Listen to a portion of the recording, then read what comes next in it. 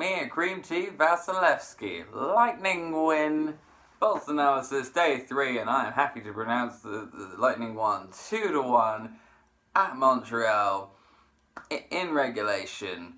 And breathe. There's quite a lot to unpack here. First of all, 5-win streak. That is very good. That's what we needed. We have been a very inconsistent team this season.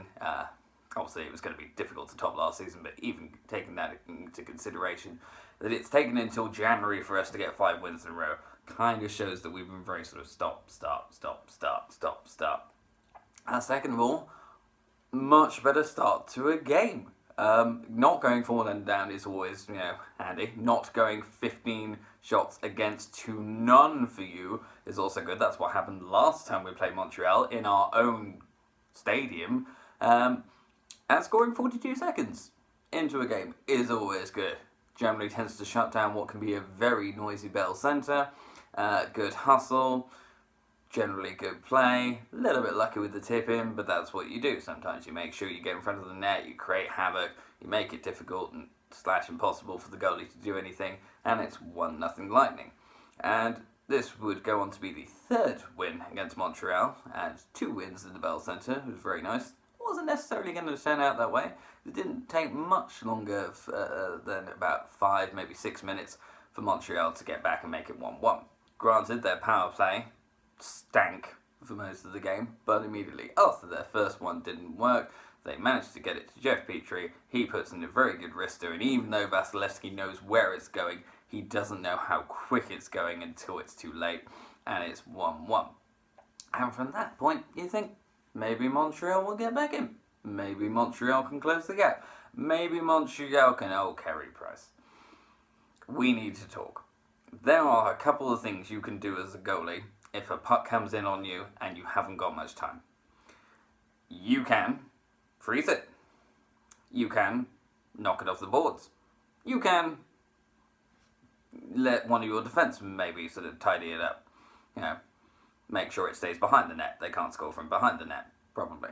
There's the fourth, possibly desperate / what are you doing option, which is to try and play the puck to your defenseman, but you end up passing it to this guy, Braden Point, who can then pass it to that guy, Nikita Kucherov, who also now has a wide open net because you, Carey Price, have given him the empty net by trying to play the puck to your defenseman, and it didn't work out, and Nikita Kucherov will not score an easier goal on you, and it's 2-1 Lightning, and that's the way it stayed. Why is that the way it stayed? 1, Andrei Vasilevsky is definitely back in form now. He saved 38 of 39 shots, and whilst it got a little bit crazy in the second period, generally a lot of what he had to deal with wasn't too bad, especially in the third period.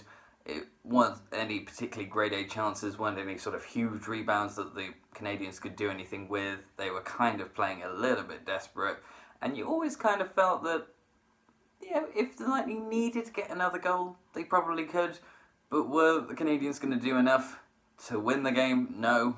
Tie it? Maybe. But it isn't quite clicking with Montreal. And they're another one of those teams that I reckon must be kind of frustrating to watch.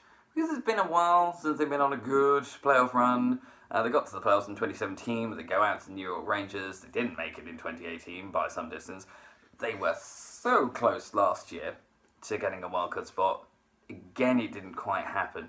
And with the fan base, and there is clearly talent, Max Domi, Shea Weber, Carey Price, and a couple of really good youngsters coming through like Kotkaniemi, you just feel that if it clicks, and it can click, then Montreal can easily make the playoffs. But they keep seeming to have a sort of good month, bad month. Great October, horrible November. Pretty good December. January's already off to a bad start. They lost on New Year's Eve to the Carolina Hurricanes. Now they've lost to the Lightning. That's a loss to an Atlantic rival. And the gap is starting to open up a bit between them and teams like Florida and Tampa and Toronto. And you're already kind of having to look at a sort of wildcard spot at best which is what happened last year. So it kind of feels like the Montreal Canadiens, when they need to move forward, they're kind of sort of staying still, one step forward, one step back. So I'd like to think that I'm wrong, and the Montreal Canadiens can actually make it so that we have more than 3 Atlantic teams making the playoffs this year.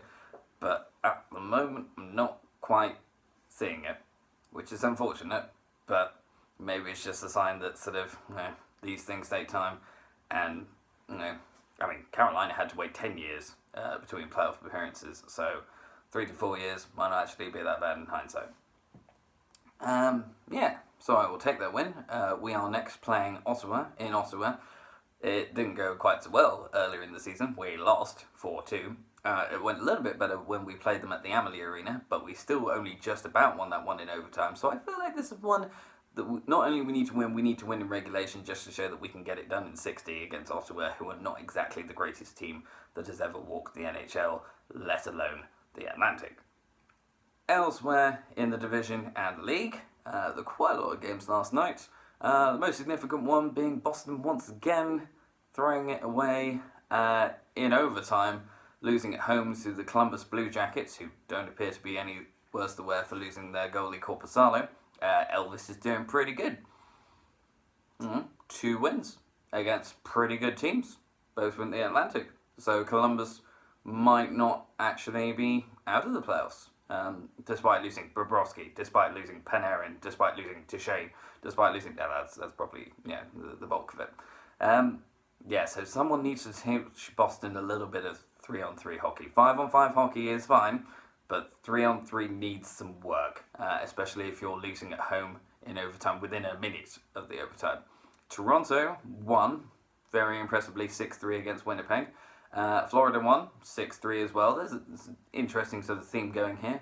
It's not often you get 2 6-3 wins for 2 Atlantic teams.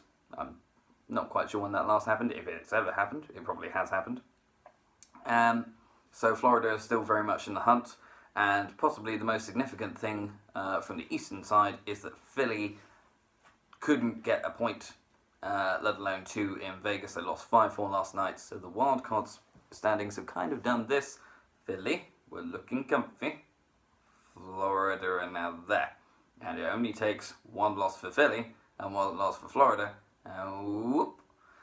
And Florida might actually get themselves a wildcard spot, which from what I've seen of Florida would be thoroughly deserved.